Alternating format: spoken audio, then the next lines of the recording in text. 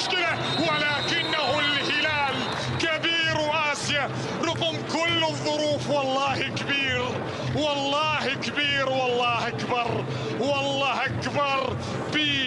بواحد على دكة البدلاء ومسافر.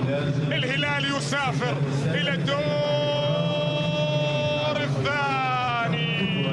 سامحونا على الكسور يا هلال، سامحونا أيضا على كل شيء. بالصوت والصورة إلى الزميل خالد جاسم الزعيم، ذهب إلى الدور القادم.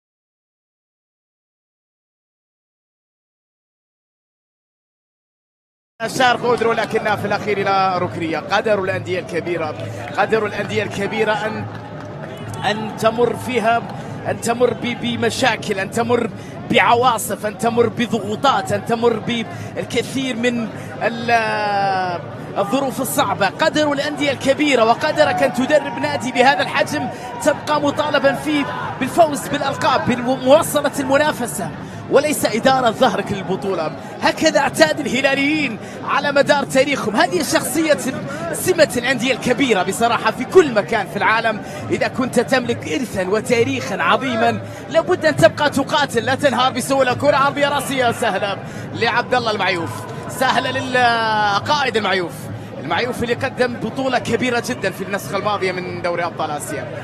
كان نجما فوق العادة في تلك البطولة بالنسبة لعبد الله المعيوف، وبالتأكيد لن ينسى المتابعين، لن ينسى المتابعين في تلك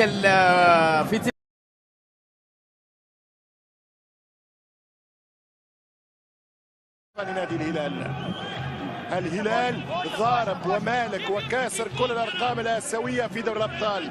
هو اكثر فريق لعب مباريات في الشامبيونز ليج الاسيويه، 131 مباراه. يا هلالي سجل، يا الهلالي دون ارقامك وارفع راسك انت هلالي. 131 مباراه، ما فماش في اسيا فريق لعب عدد مباريات الهلال في الاسيويه. مش الفائدة تلعب، الفائدة تكسب. والهلال في هذا الصعيد وبهذا الإطار 62 انتصار، هو أكثر فريق في تاريخ الآسيوية الشامبيونز ليج تحقيقا للانتصارات.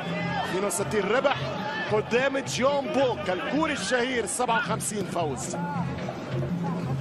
بلغة النقاط الهلال يتصدر في الأول تايم تيبل للآسيوية من 2003، 223 نقطة للزعيم مقابل 192 نقطة مرة أخرى للشمشون الكوري جيون بوك. فيق يا أمير كردي، أنت تلعب في حضرة نادي الأرقام القياسية في الآسيوية. فقط في الهجوم الهلال هو وصيف لجيون بوك.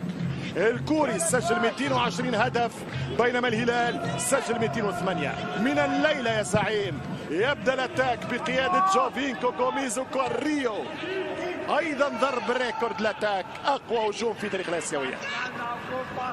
جون بوك 3 القاب في دوري الابطال مثل الهلال، هما اكثر الانديه حيازه لزعامه القاره الصفراء.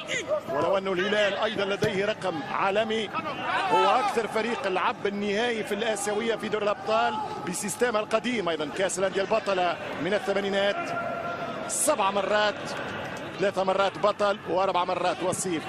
هذه هي نبذة تاريخية عن فريق أصلا هو التاريخ، نادي الهلال في دوري أبطال آسيا. ترجع الكرة للفريق الهلالي، كرة للنادي السعودي. 5 دقائق.